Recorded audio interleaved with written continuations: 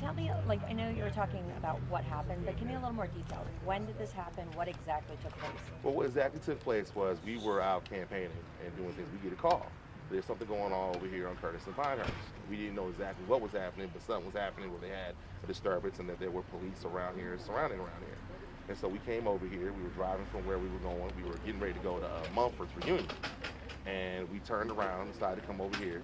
As we came over here, we saw, a tank, basically with a red dot and a turret, and then we saw a battering ram. It basically looked like a military invasion. I mean, that's what it really looked like going on here, the militarization of the police. And we saw a whole bunch of police officers or police that were not from the city of Detroit. Where were they from? Were here. They were from Madison Heights, they were from Hazel Park.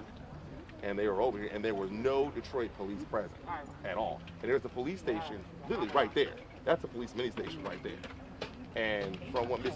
Smith told me, there were cars that had passed by. So this is what we're walking into.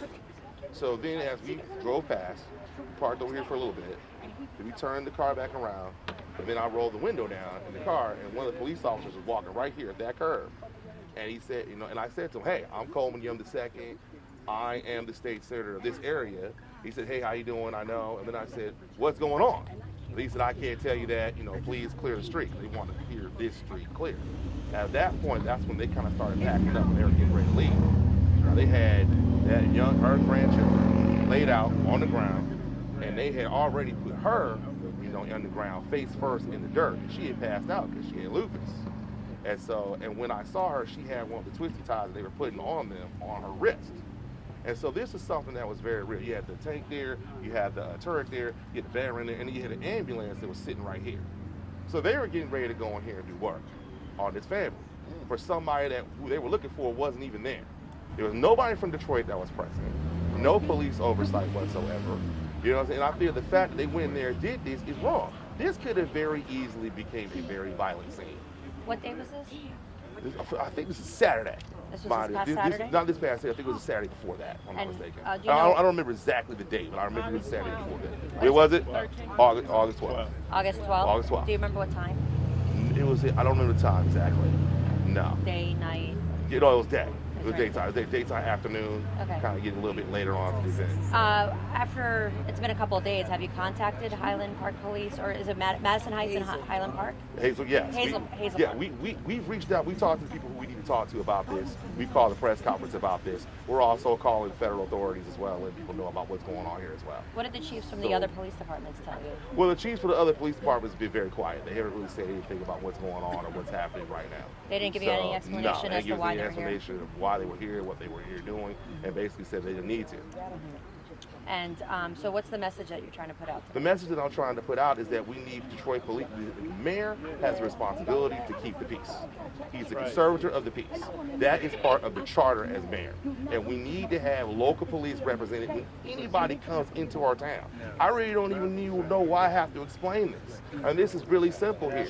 If you're going to come into this city and engage in that type of action, somebody from Detroit, somebody from the neighborhood, somebody that should be connected to the people should be here in order to make sure that things go accordingly. Because this could have broke out and become a very violent situation. People could have died.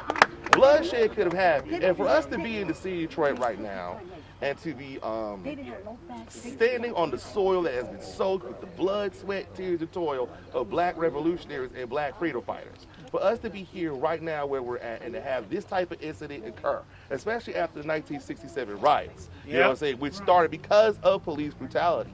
I think this is something that, quite frankly, is very dangerous. That we're playing with dynamite right now. People could have died. People could have lost their lives. That's right. Unnecessarily, by the way. And they could have been killed in front of her children. I mean, you got to understand, so her grandchildren were laid out, and they were patting his head, the top of his head, like he was a pickaninny. I mean, this goes back to slavery time, the stuff they're doing right here.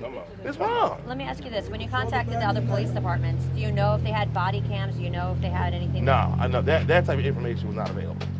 No. Okay. Anything else you want to add?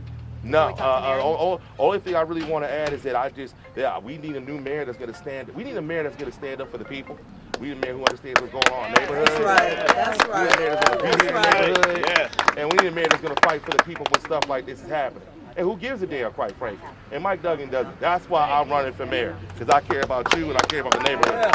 So if you vote for Coleman Young,